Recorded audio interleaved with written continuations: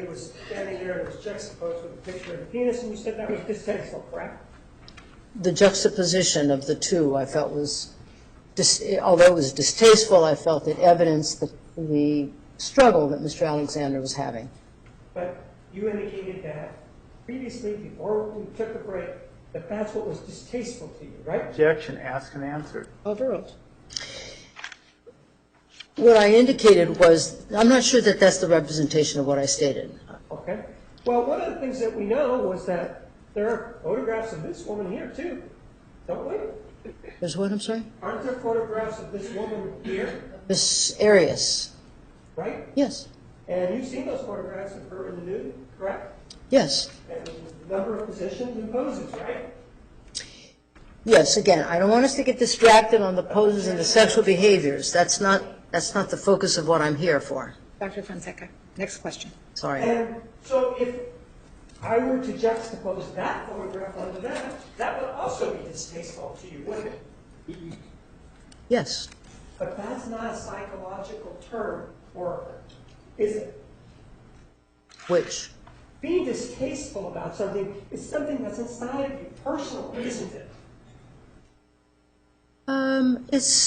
It depends on how it's being used, right? It could be something that's culturally distasteful. It could be when they have the football games in a commercial and somebody has costume or garment dysfunction. People may perceive that as distasteful collectively, not necessarily individually. Ma'am, you've lost your objectivity with regard to that issue when you said it was distasteful, didn't you? Objection, argumentative, Zavada. Overruled. I don't believe that I've lost my objectivity. I feel that I've tried to be pretty fair in terms of looking at this dynamic of this relationship. Not necessarily just the sexual, because that's a good distractor. They get caught up in nude pictures and pictures of genitalia, and I'm here to talk about and to examine the dynamics of what went on with these two individuals. Let us not get distracted. There is no psychological term in the DSM-5, a situation like this, saying that is distasteful, is there? Objection, argumentative. Overruled. Again, I'm not here to use the diagnostic statistical manual or to make a diagnosis or to use any of the things that psychologists do in this state in terms of assess, test, treat, or diagnose. So I'm not making reference to the diagnostic statistical manual, which is a manual that psychiatrists and psychologists, licensed social workers utilize, the framework that is categorized mental disorders. So I've not used that in this. That's not my role here. But you are here as a psychologist giving us your opinion, aren't you? I am here as a psychologist, but not functioning as a psychologist, providing psychological services such as treatment or diagnosis or psychological testing or psychological assessment. I'm here as a consultant. I do not have a license in your state to provide those kinds of psychological services. But you are a psychologist, correct? I am a psychologist, yes. And during the days of your examination, the direct examination, you gave us many opinions, didn't you, of what you thought was going on? Yes, I gave my opinions as a psychologist who has worked in the area of unconventional sexual proclivities, yes.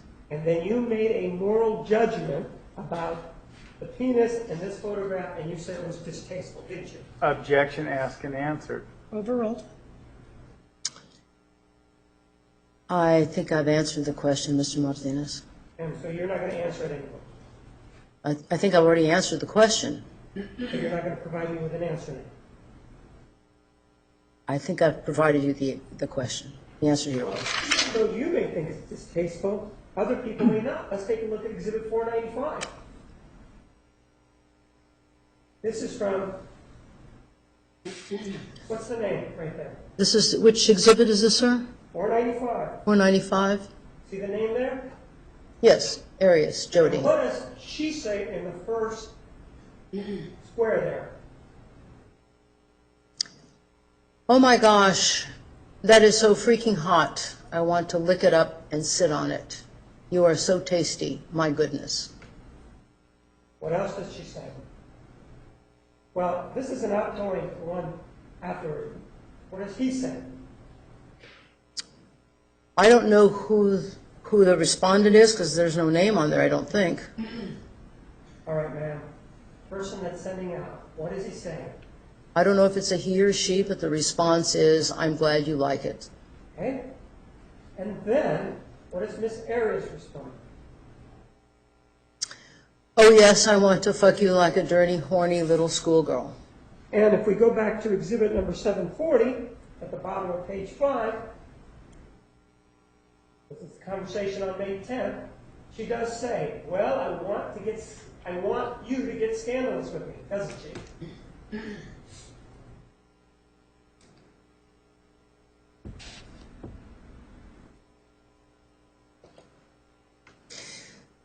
That is a response. Yes or no? Your Honor, I really would like to finish my responses. Well, the question requires a yes or no. If you can't answer that, just let me know. Yeah, I don't think I can answer that with a yes or no. If you read this, ma'am, it says, well, I want you to get scandalous with me. Doesn't it say that? Yes, that's what it And says. it says me, right?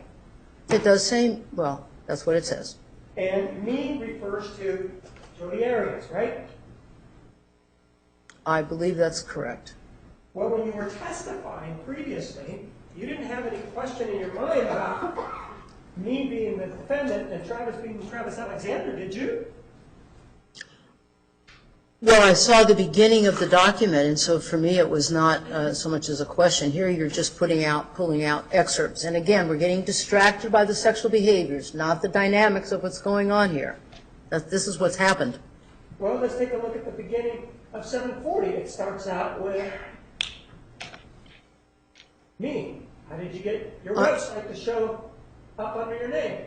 Travis, I bought the domain. That's what it says, right?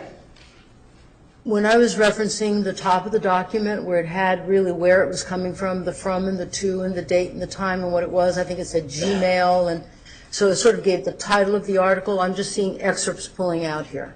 I don't know if those are excerpts from that email because I haven't seen the document. You haven't Claim- seen Exhibit 740, man? He is claiming that that is the exhibit, but I didn't see the, okay, now he's showing it, so now yes. Okay, and if we go back to Exhibit 391, then you would then say, just because you saw it at the top, that this was from Travis Alexander. I don't know who this is from, because it doesn't say that. It has his, he moved it before I could finish, I'm sorry. It doesn't have from there or to, so I don't know if that's, I don't really know where that's from. Here it's clear, yes, because it says Gmail.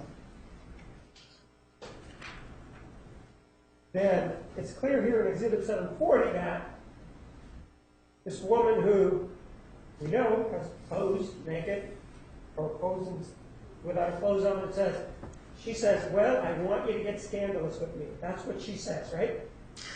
Again, we can focus on the sexuality, it's not the dynamics. We can get distracted with this, but that's what it says. Yes or no? Isn't that what it reads? It does read that, and we can get distracted with that, yes. I'm tired of the phone. That's what it says next, right? Yes, I'm tired of the phone. And then it says, I miss feeling you, right? Yes, that's what it says. I miss touching you, right? That's correct. I miss kissing you. That's correct. I miss smelling you, right? That's correct. Who's asking, and my interpretation of that is that, That's what it says, right? And at some point, doesn't it also says, and I'll lick your taint? Doesn't it say that? yes? She doesn't find it distasteful based on everything that we've read here, does she? Objection is the improper comparison. Overruled. Me. It's not, it really is not a comparison. And again, we can get distracted by the sexual behaviors, but we're not talking about the dynamics that led to that fateful day in June. So we can get distracted by all the sexual behaviors. We want to look at that. It's okay, but that's not really the crux of what's going on here. But you did talk, first of all, on direct examination about Exhibit 740, didn't you? Yes or no? Yes, I did. Now, if we go back to Exhibit 495, To what, I'm sorry? 495, the one that's on the monitor, it's Jodi Arias. And then read the last square. What does it say? May I see the exhibit, sir? Sure. Well, exhibit 495, it shows that it's in evidence. See that? May I see it up front? May I hold it? See it? Thank you.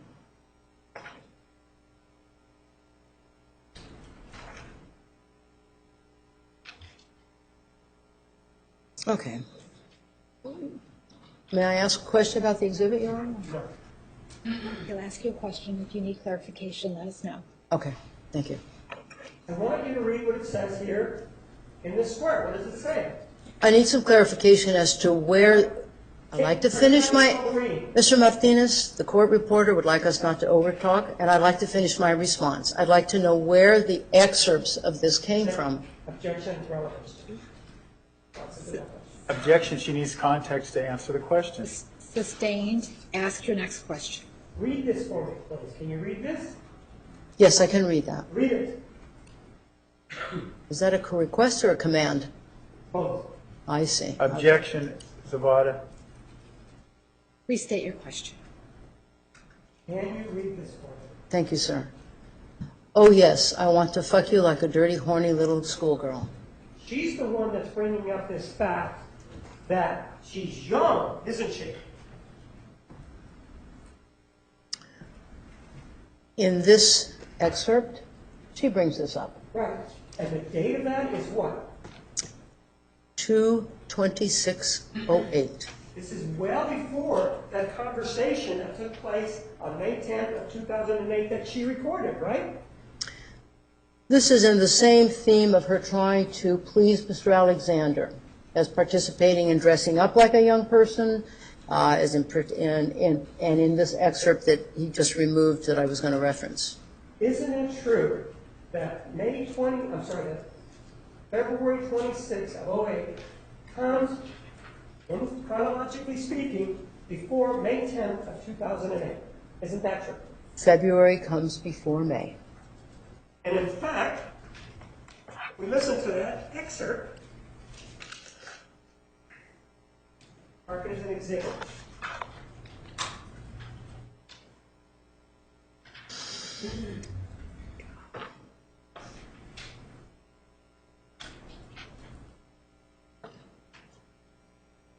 Your Honor, we're going to object to publication before we know what excerpt he's talking about. Approach, please.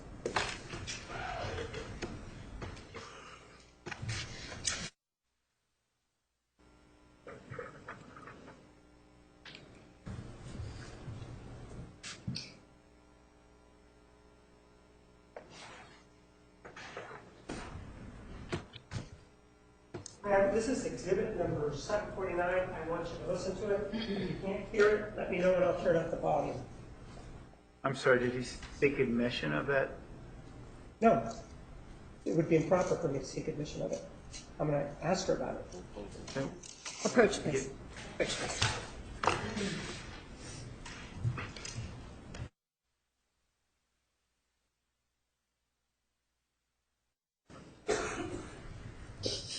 $749 is admitted.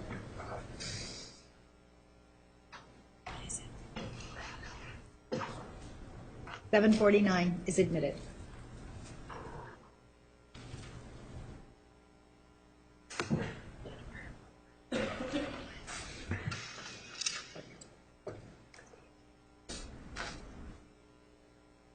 Like they're feminine because they have boobs and they have a clit and stuff. You're ultra feminine because you have freaking tits. So you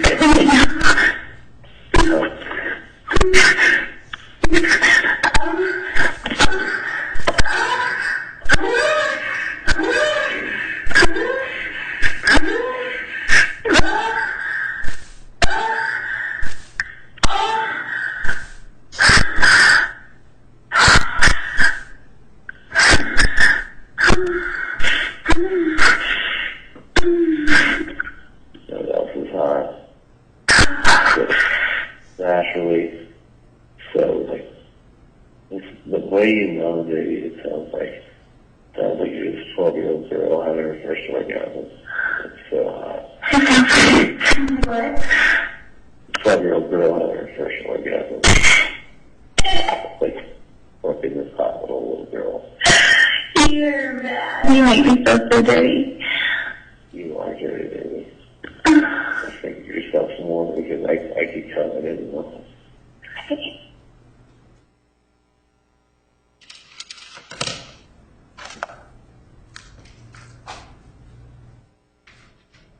And this was recorded May 10th, 2008, correct? Yes. And in it, he's talking about her sounding like a 12-year-old girl, right? Sounding like a 12-year-old girl and sounding like corking the pot of a 12-year-old girl. And Exhibit 495, which just looked at, shows us that she, months before, wants him to do what? Fuck her like a dirty, horny little schoolgirl, right?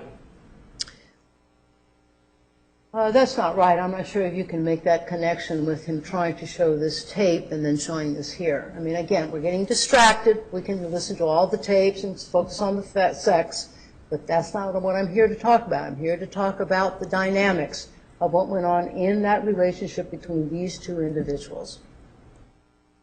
Well, take a look at Exhibit 442, looked in by the defendant.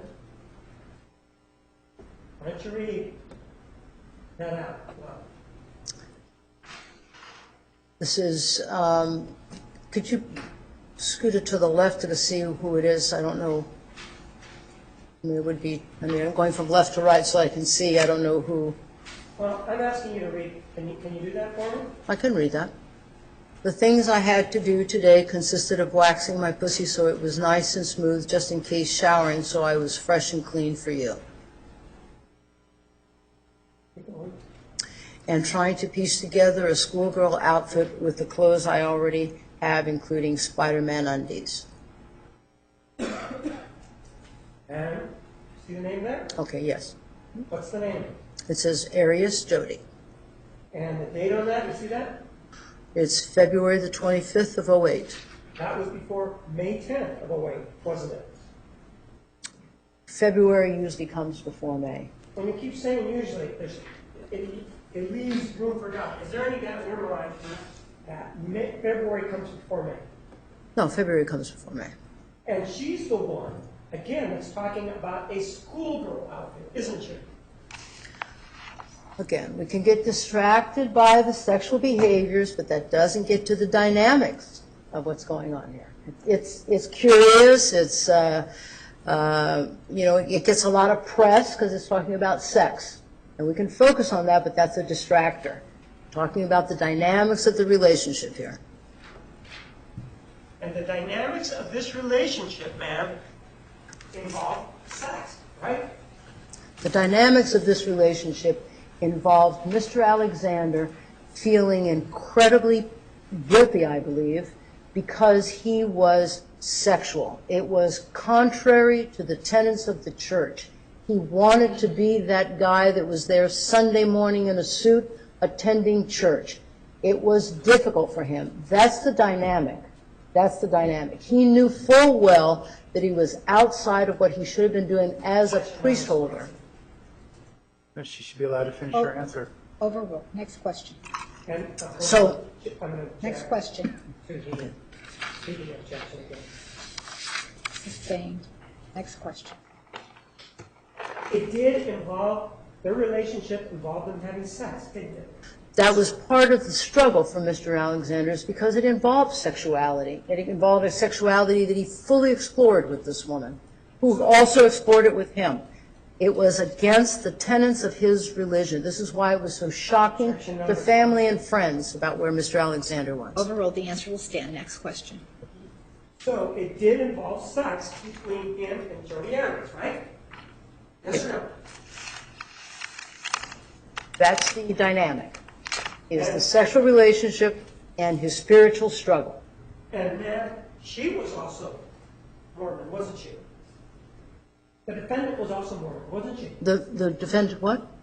Was also Mormon. Miss Arias had converted to Mormonism in November of 2006, shortly after meeting Mr. Alexander. So the answer is yes, she was Mormon, right? Yes, she was a converted Mormon in November of 2006. She's posing for photographs, right? She is posing for photographs as Mr. Alexander. You know, he's the priest holder. He takes the lead here. He knows more about this religion than she does. Sustained. He's not aware of this religion as he is. Next question. And in this conversation that we just heard, we heard what her reaction was when he said, "You sound like a 12-year-old having an orgasm." You heard her reaction, right? Yes or no? Her initial reaction was what? It was almost like she was surprised. Section, non-responsive. Overruled. The answer will stand. Next question. It was, the initial was Wait. what? Dr. Fonseca, wait for the next question. I'm sorry, I thought you said overruled. This audio tape tells us and shows us what their voices sounded like, doesn't it? Not only their voices, but there's a lot of content from both individuals that provide a lot of historical information with regard to their sexual functioning. And we don't need you to tell us what they are experiencing in their head with the words that they are uttering, doing. Objection argumentative. Overruled.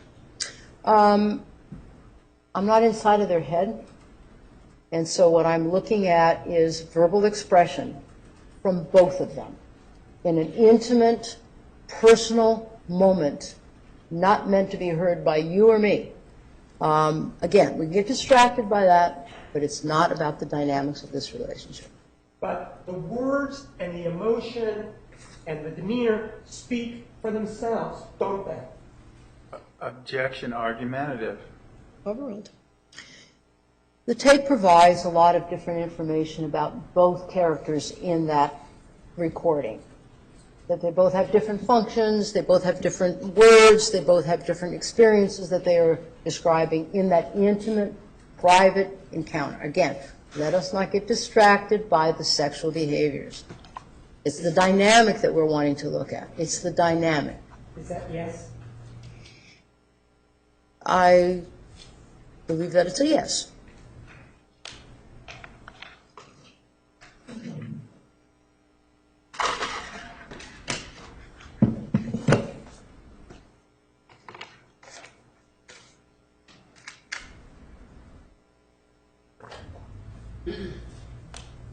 Now, I'm going to ask you about another portion of that particular conversation. And this is going to be exhibit number 750.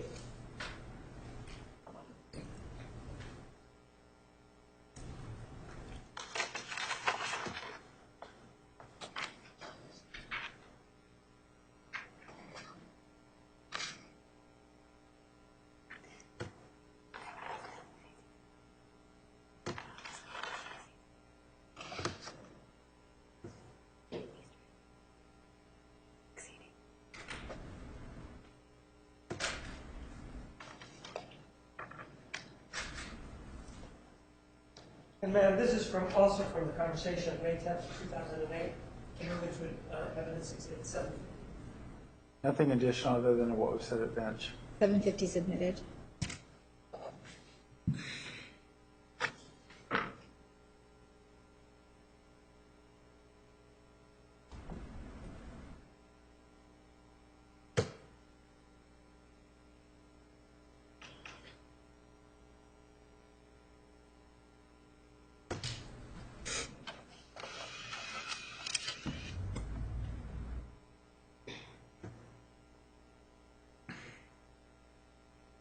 That was the first time that you and I grinded at Ehrenberg, and we both, like, I ended up just coming, and you're like, whoa, I came at the same time, I looked around, and there's just jizz, like, all over. It was so hot.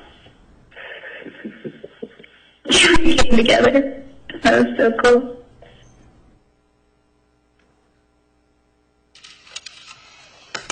You're familiar with that also, correct? you're familiar with this portion of the audio recording, aren't you? Yes, And in it, this one, they're talking about a place called Ehrenberg, right? yes, And they're talking about something called grinding, right? yes, And the way that they describe grinding, or one of the effects of the grinding, is that there was jizz all over the place, right? yes, Given your experiences and your background, professionally speaking, when she's talking about jizz, she's talking about ejaculate, correct, for Mr. Alexander? yes. And one of the things that we know with regard to grinding is that it's not the only time that it's happened, right? Which? Grinding between her and Mr. Alexander. Yes. Again, we can get distracted about the sexual behaviors. Well, you did comment on that phone call during your direct examination, right? Yes, You did comment specifically about the portion that I just played for you previously, right? about the 12-year-old? Sure. Yes, And now we're talking about the one in Ehrenberg. Take a look at Exhibit 489. Some evidence.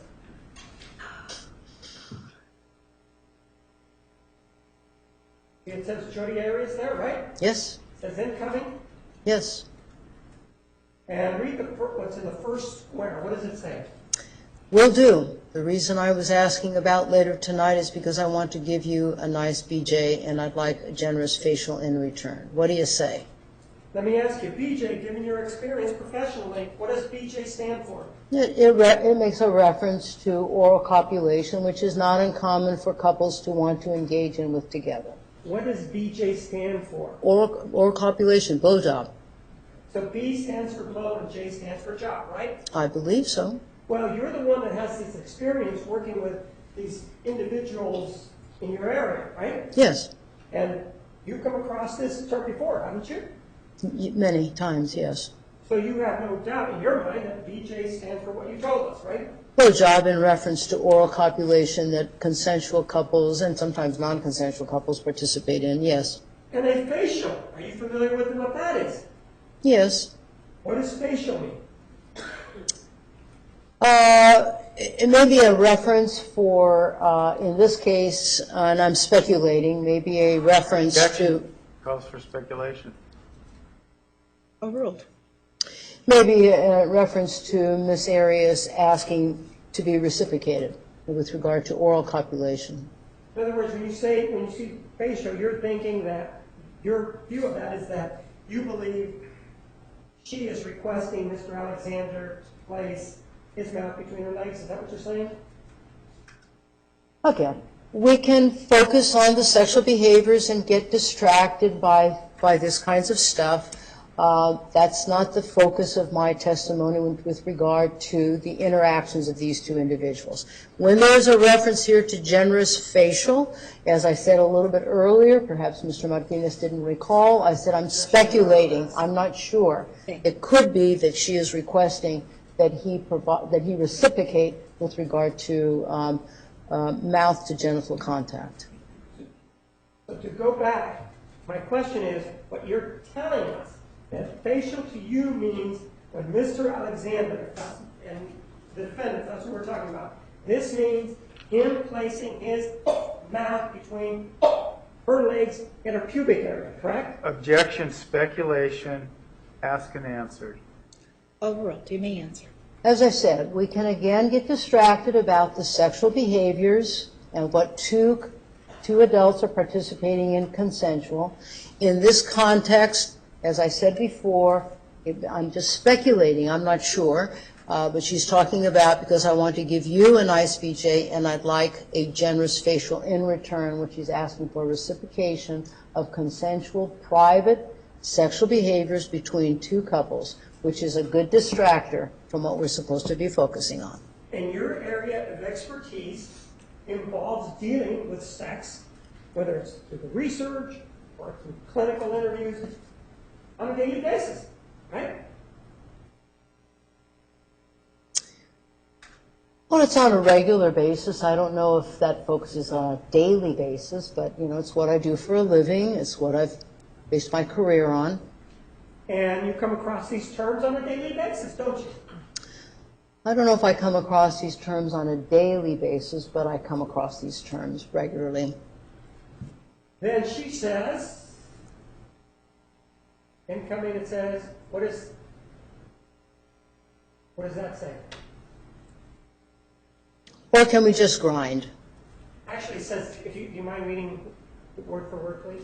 It says, or we can just grind. Is that not what you were pointing to? I want to make sure I got it. Yes. Yes, or we can just grind, question mark. Or can we just grind? I'm sorry, question mark. And if we talk about the telephone call that we've just heard, her definition of grinding means that there was some contact that resulted in Mr. Alexander ejaculating, right?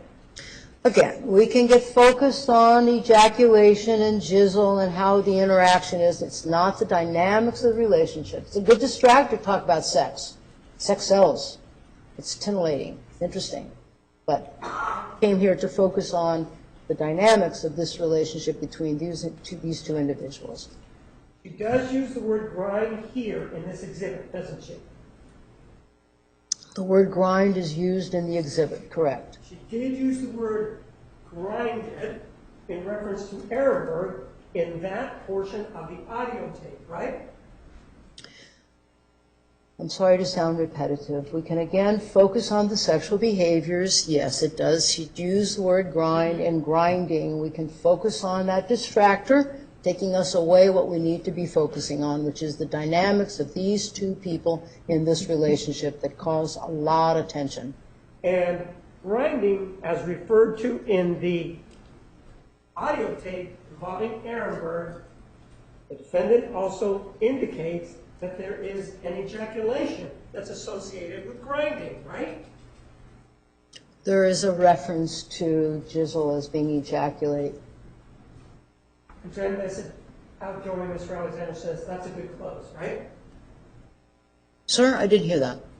Pardon? I'm sorry, I didn't hear You you. didn't hear me?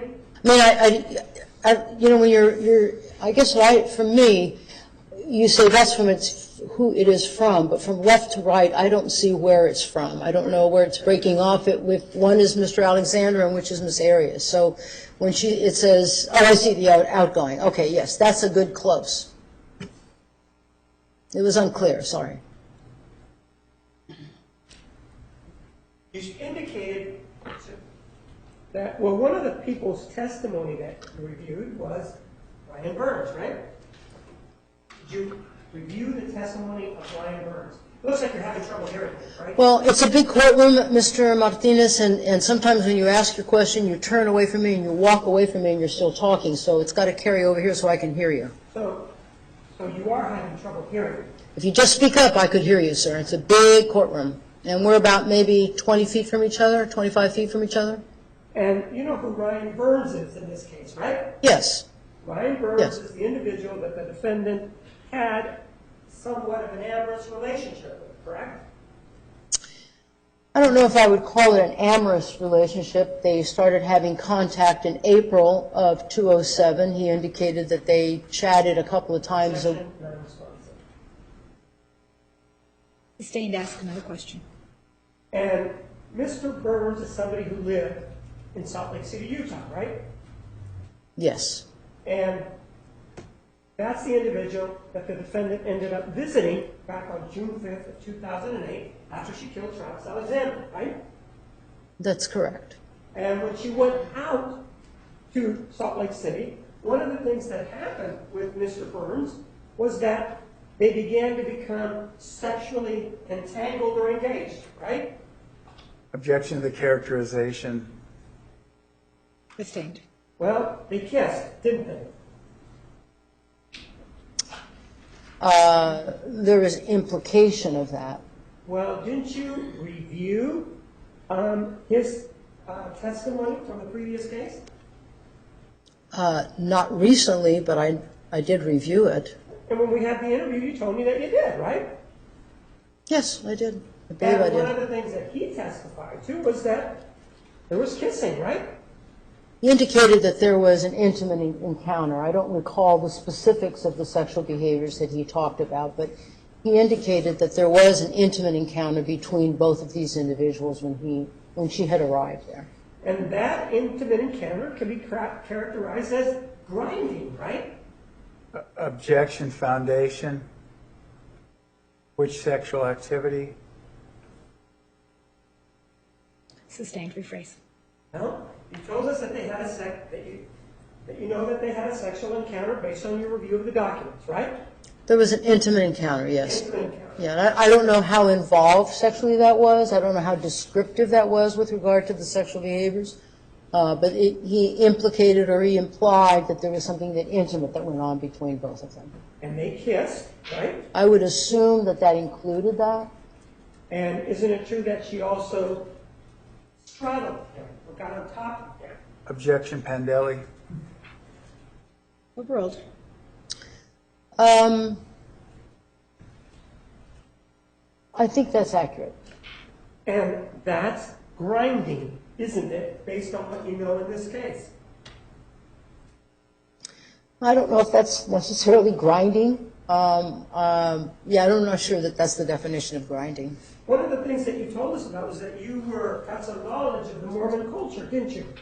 I had some knowledge of the Mormon culture. I'm not Mormon. I have some knowledge of the Mormon culture. And there are restrictions with regard to sexual activity for young people in the Mormon culture, isn't there?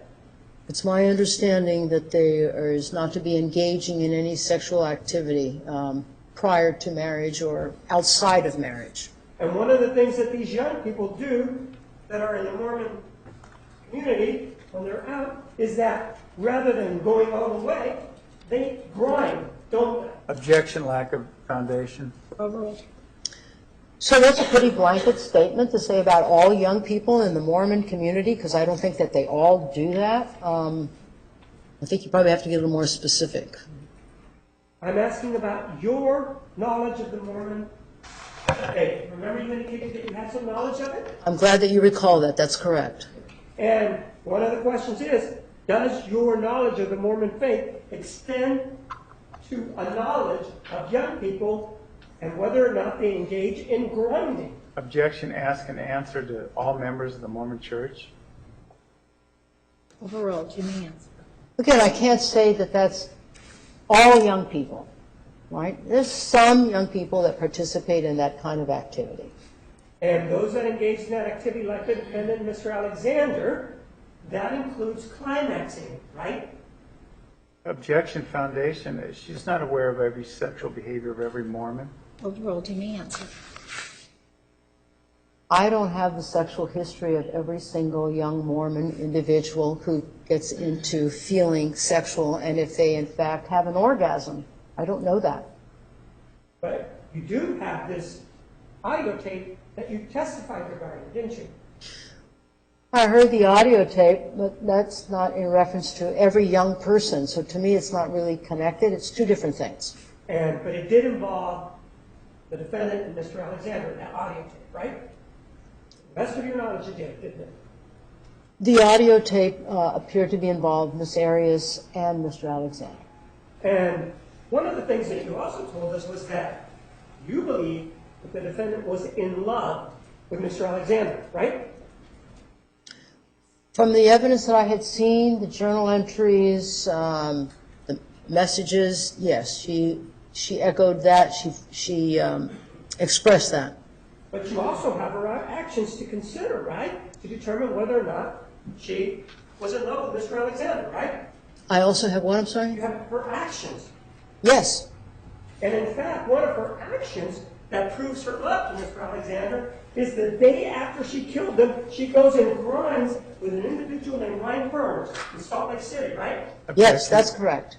And that's an example of the toxicity of this relationship, the example of the toxicity of this love. It's not love like we think in the conventional term. This is what's off the rails here. This is a form of love sickness. This is a form of a vandalized love map, if you will. This is what's at the crux of this relationship here. This is not normal, healthy love for either one of them. It's not just Miss Arias. It's the dynamic. It's not necessarily the sexual behavior. It's the dynamic of these two individuals, which is what I said earlier about it being unrequited love for Miss Arias. And so you take her going out, kissing another man, and grinding with another man the day after she kills him, that to you is an indication of love on the part of the defendant, right? Sounds distorted, doesn't it? And that's exactly what we're talking about. We're talking about a woman who has a problem with regard to, and a man who has a problem in this area of intimacy and love. All right, we're going to take the noon recess, ladies and gentlemen, 1:25. Please be back here at that time. Please remember the admonition. All right, sure.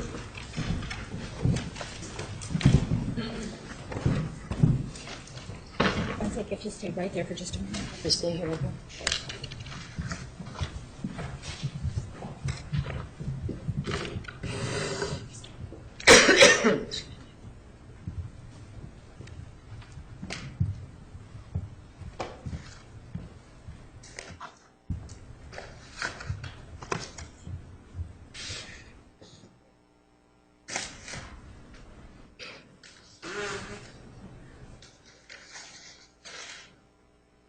The record will show the jury has left the courtroom.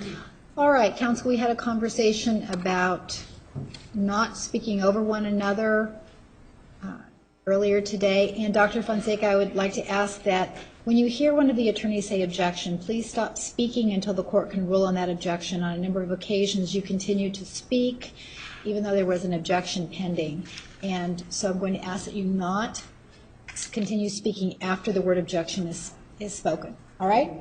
And I know that the acoustics are not optimal. If you cannot hear someone, please let us know. Counsel, if you're going to object, I'm going to ask that you stand to object and let me know that you are objecting. All right? Anything else? No. All right. We're at recess. Thank you, Your Honor.